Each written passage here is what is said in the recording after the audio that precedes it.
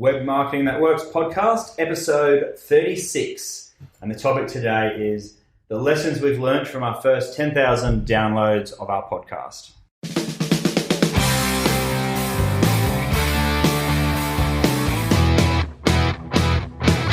Welcome to the Web Marketing That Works podcast. Come behind the scenes of real-life marketing experiments and listen in as amazing guests confess the truth about what really works. Now, here are your hosts, Adam Franklin and Toby Jenkins. Hey everyone, it's Adam Franklin and I'm back with Toby Jenkins, my co-host, after quite a few episodes, either Toby doing interviews or me on my own. So as promised, we're back to our regular program now. And how are you, Tobes? Yeah, good, thanks, Ad. Hi everyone. It's good to be back doing it, co-hosting. Now this is the show for people who love marketing on the web. You'll be taken behind the scenes of real-life marketing experiments where we look at the good, the bad, and the ugly. As always, the show is brought to you by the 33 free templates that come with Web Marketing That Works. So if you're keen to download those web marketing templates, jump on over to bluewiremedia.com.au/book and you can get them there. So Web Marketing That Works is, of course, our new book. And it actually came out on Amazon officially this week. It's been out in bookstores for a while and on ebook sites on the internet like Google Play, but officially out on Amazon. So if you're keen to check it out, be sure to Google it and find it on Amazon. And shout out to those people actually who've already left reviews for the book too. Yeah, there's been five-star reviews. So really grateful for that. And if anyone else is keen, we'd really appreciate it. Always appreciate the feedback. Okay, so today's pretty much the 2-month mark since we launched our podcast, and we've just hit the 10,000 download mark. So Tobes and I just wanted to take the show today to actually reflect on what we've learnt and things that we think we could have done better. So maybe to kick it off, how about we have a bit of a chat about that whole pre-launch, getting ready phase? Yeah, let's. Well, you kick it off because, I mean, you were really the driving force behind, or you did a lot of the research into how we were going to get it started, how, what kind of structure the podcast might take, and, we've subsequently experimented. But, yeah, I'd be interested, it might be a good time to share where we learnt how to get started and all that kind of stuff. Cool, Tove. So basically, the original plan was to launch the book, and then once the dust had settled on that, was then to launch the podcast. Because I kind of thought launching two things at once, we might dilute our energy and it wouldn't be the right plan of attack. But luckily, at about 2 a.m. one night, I was happening to be listening to this podcast where Mike Stelzner from Social Media Examiner was having a chat with Brian Clark and Chris Ducker. And they were actually both talking about how beneficial it is to launch a podcast in conjunction with or to help promote a product launch or a book launch. And I know Chris Ducker was doing it to launch his book Virtual Assistant, and Brian Clark was doing it to help launch his new platform called New Rainmaker. And I'm so grateful that I happened to listen to that podcast, because what I learned from that is that the extra attention and the extra leads and everything else that goes with launching a podcast rubs off on whatever else you're launching. And so as soon as I heard that, I thought, well, that's really good, because we had already had done about 10 interviews up until that point, and we're really just stockpiling them until we were going to launch the podcast. So we had the shows recorded, and then it was just a matter of actually doing the final edits and putting them up onto iTunes. So I guess that's the strategy part about how we got started and why we decided to do it then. How about we have a bit of a chat about the actual nitty-gritty stuff and how we went through that process? Yeah, sounds good. So we're very grateful, I guess, particularly to two people, John Lee Dumas from the Entrepreneur on Fire podcast and Dan Norris from Startup Chat podcast. And they were the first two people who I was a guest on their podcast. And not only did they inspire me to get started, but they were also very generous with their tips and advice during this process. I actually read John's ebook or his Kindle book, I should say. It only cost $2.99, and it taught me everything that I needed to know to actually go through the technical things, like actually setting up a, recording a show, microphones, hosting it onto a program like Libsyn, the WordPress plugins and everything that you need. So that was really great, and that was $2.99. It also had a whole series, I think, of maybe 6 or 8 how-to videos that were very informative as well, and that was like a bonus that went along with the Kindle book. So that really got me started, and I know John does have his Podcasters Paradise course or membership site that we certainly help promote. I didn't go down that path initially. I really wanted to get in, and I think I learned the technical skills, and then I felt like we had a whole heap of people that we'd known through business that we could actually, start interviewing. So that, $2.99 ebook, and then also Dan Norris was really helpful, being a fellow Aussie in the same time zone and everything. He was very useful to, give the odd call when I got stuck. So thanks, Dan, and thanks, John. But really, like the technical part, yes, it's a bit tricky when you don't know, and it also, because it's all, fear of the unknown, we all get that. But really, if you just go through step by step, it takes a little bit of getting your head around, but the guys lay it out so clearly that anybody can follow those instructions. Yeah, well, you certainly made it easy for me to pick up the baton when you had done a lot of the legwork, getting us ready as a team, and so it was. I found the process very easy and enjoyable. Really, once you showed me, things like ScreenFlow as the tool, the recording tool, and you'd already done the intro music, outro music, some of that sort of structural stuff that needs to happen with each episode. So it was, I thoroughly enjoyed the process. Yeah, it's pretty fun, hey? And by doing the intro and outro music, I got that done. I wrote the words and picked the music and bought the music and got that done through a voiceover lady on Fiverr. So all up that cost us $100, $50 for the music and $50 for the voiceover. It would have been $25, but I didn't get it right the first time. had to ask her to re-record with a shorter introduction, so she didn't have to rush her words as much. But $100 for everything there, which was great, plus the time and plus the $2.99, and then the time to actually put it into practice. Yep, and then ScreenFlow for, I think it was. ScreenFlow's $99. $99, yeah. And I know other people use GarageBand, or there's heaps of different programs that I can't actually think of right now, but it doesn't matter because we actually decided to use ScreenFlow, which is a Mac product, but you do pay for it. It's $99, but it's really very easy to use. Mm. The other part of the, I guess, in terms of the actual structure of setting it up, there's, once you've done the recording, what's the sort of process from there? Might be worth explaining, I feel. Yeah, sure. So once you've actually recorded it, then you edit it. So like you see, you top and tail it with your intro and your outro.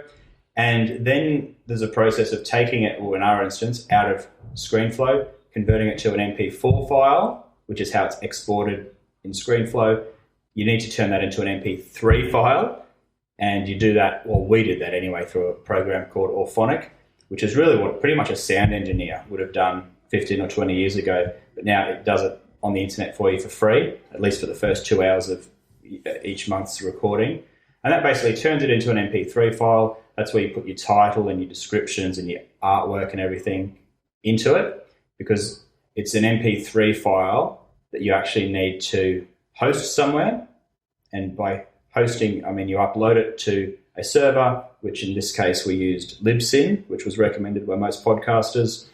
And the reason you need the artwork and the descriptions sort of tagged and embedded in that MP3 file is because that is what iTunes and Stitcher Radio look at when they show the thumbnails and put the descriptions and everything on iTunes. So you basically take your MP3 file, you upload it to Libsyn, which is a media host. Or there's a step in between that, tagging. Even though Auphonic allows you to do some tagging, it's worth using another, I think it's a $15 tool called ID3 Tagger. Editor. ID3 Editor, yeah. And that way you can just double check that you've got all the labels and descriptions and everything all in there correctly. Then you upload it to Libsyn, and then you use I think it's called the Blueberry WordPress plugin, so that it actually can play through your blog. And essentially, to get it onto iTunes, it's really a one-step process, and you do that at the very start when you launch your podcast. Really simple. You get an RSS link from Libsyn, and you just submit that to iTunes just by clicking the Submit a Podcast button, fill in a few details, and basically that RSS link is the connection between your podcast and iTunes. So every time you publish a new podcast, it automatically goes to iTunes. You don't actually have to do anything manually. So it's really simple. And that goes to Stitcher Radio and any other podcast provider that you've submitted that link to. The main two being Stitcher Radio and iTunes. And I mean, the other thing that we're looking at experimenting with at the moment is potentially SoundCloud. Yeah, that's we have actually started uploading to SoundCloud as well. It's a manual process because it is actually they actually host the podcast as well. So we're going through the process and actually uploading all of our past episodes up into SoundCloud. It's got a really cool embed music player that looks pretty cool when you embed it on a blog. And it's also another marketplace where people can access podcasts. So it makes sense to be putting your content out there where people might be able to access it. So yeah, that's what we're currently doing at the moment. Okay, so how about we have a bit of a look at the launch strategy? Yeah. Because that was one of the most important things. I didn't want to blow the chance to make the most of New and Noteworthy. And I've been reading through that podcast launch book by John Lee Dumas, and he said it's so important to actually make the most of that 8-week period where you're a new podcast, particularly on iTunes, because if you are in the New and Noteworthy section, then you actually get a whole lot of visibility on iTunes, and it gives you that sort of launch pad to get subscribers and get people listening to your show. And it's all based on, well, no one knows for sure, but it seems fairly obvious, like number of subscribers, number of downloads, and your number of ratings and reviews. And so basically the launch strategy that John taught us through his Kindle book was launch with a handful of shows. We chose to launch with 5 on day 1, and also then try to get lots of ratings and reviews and subscribers and downloads, particularly early on, because that way, hopefully, you get a lot of activity and hopefully it pushes you onto that New and Noteworthy part of iTunes where everyone can see you. And fortunately for us, we sent it out to our 10,000 odd email subscribers, which gave us a boost on the first day that we released it. And we were fortunate enough to get onto that New and Noteworthy section on iTunes. And to stay there, we've actually had to keep a fairly high level of production with the podcast. This is episode number 35. Or was it 36? That's 35. And we're at the end of that 8-week period now. So we've pretty much done nearly 10 a week. No, 5 a week. Yeah. Yeah, 5 a week. Yeah. And so that was all part of John Lee Dumas' strategy too, to be pushing lots of content out there, attracting lots of subscribers and trying to maintain that visibility. Our time's about to run out on that New and Noteworthy period, and the hope is that we can then, I guess, use that as a launch pad to get over to hopefully the What's Hot section. And if you're listening to this in Australia, which is where most of our listeners are from, then we've been visible on that New and Noteworthy. But of course, iTunes is available in all the different countries of the world. So if you're listening in a country other than Australia, we may not have been in the New and Noteworthy there, but we certainly have been in Australia. Yeah. Actually, I think Libsyn provides sort of geographic breakdown of where people are listening from, and was it about 60% were Australia, or maybe even 70%? Yeah, 60% Oz, 20% from the US, 20 or 30% US, and then 10 to 15% other. Yep. Yeah. So it's just interesting to see that, because that's probably not necessarily a reflection of our email database either. Would you say? Like, it's not exactly.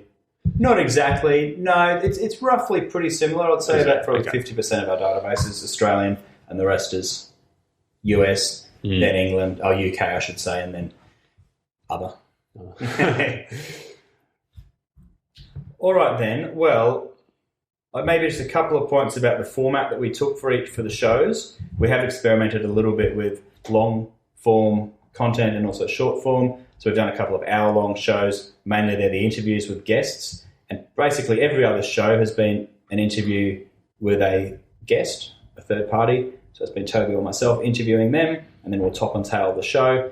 And then in between those shows, Toby and I have just basically been doing the chats like this between ourselves. And you would have probably come across a couple of podcasts where it's just been me on my own or Toby's on his own when we haven't been able to coordinate diaries, but we've still wanted to put a podcast out there. So we've experimented with quite a bit and taken on the feedback that we've received. Yeah. I mean, it's probably a good time to jump into some lessons that we've learned. Yeah.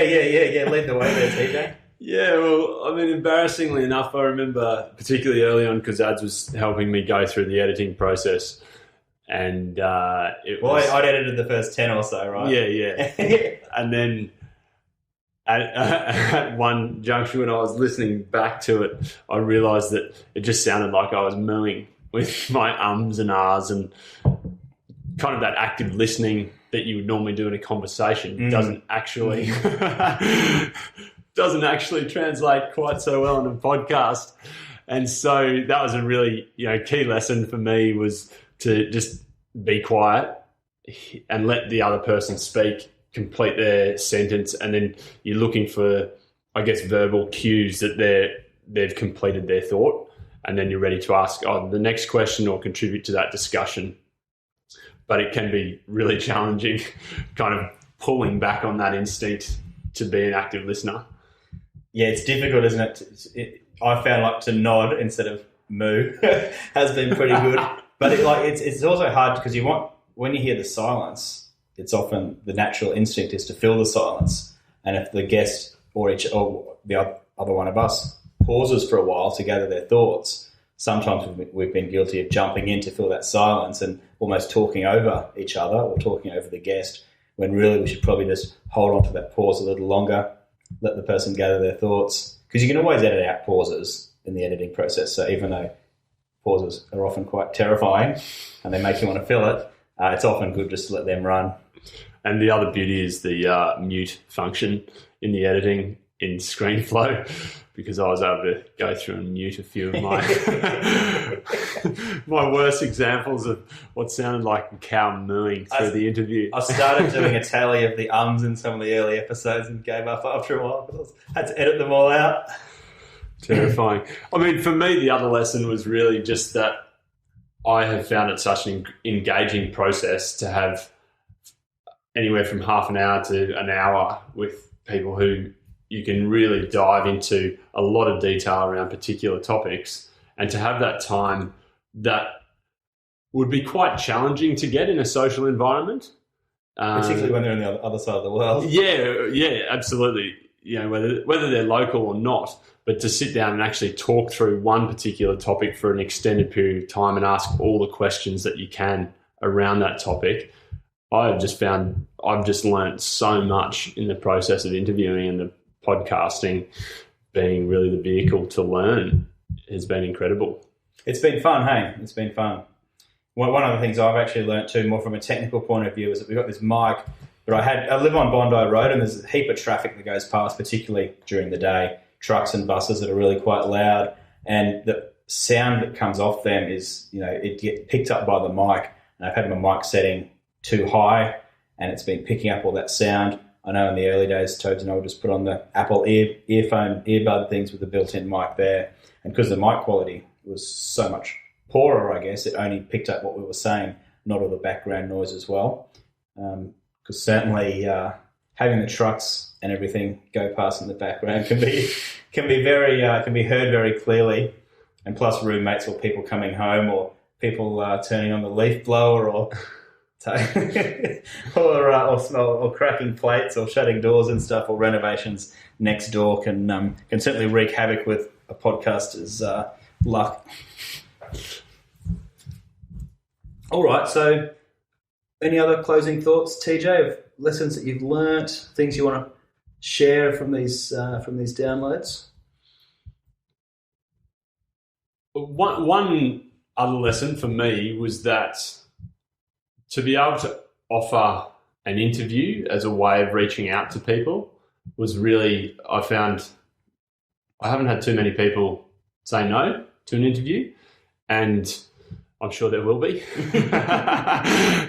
There's bound to be. Yep. Oh, talk about jinxing myself. But that ability to say, hey, look, I'd love to offer you an interview and then share you with the audience that we have has been, I think, a way of, again, leading with generosity that we talk a lot about in the book and in many other places, but leading with generosity to learn and to listen and then to share their message, to me seems like a great way to build a relationship as well. Yep, that makes a lot of sense. Sharing their message with new listeners, or new readers. Yeah, absolutely. I did have one more thing to say, but I've forgotten it. Oh, yeah. I'm very pleased. One of the things that, as you would have heard in the introduction and the outro as well, is that we have that call to action to download the 33 free marketing templates from our book.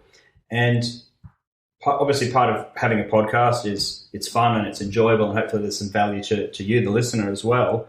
But it is part of a bigger picture as well, and that is to also attract subscribers and to share our other content, like particularly our templates, with people as well. And so actually having a very clear call to action in the podcast, we have certainly found helps drive subscriptions and conversions to your email list, which I've certainly noticed an increase in that through that bluewiremedia.com/book URL that we mentioned twice on each episode. So I would certainly encourage, if you are looking to build your email subscribers, or maybe you're looking to share a free ebook or anything, I think it's important to know what your purpose of the podcast is as well. And for us, that's certainly to help our overall marketing efforts as well as having fun ourselves. Absolutely, yeah. Couldn't agree more. Okay, well, how about we call that a wrap? Yeah, that's good. That's a good debrief. Yeah. On the launch so far, and excited to see where it takes us from here. Well, thank you for listening in, everyone. We certainly appreciate the tweets, the comments, everything like that. As we've mentioned, the show is brought to you by our book, which is also called Web Marketing That Works, and the 33 free marketing templates at bluewiremedia.com.au/book. They're free to download, and we hope you enjoy them. Until then, we'll see you next time. See you next time. Thanks, everyone. Bye.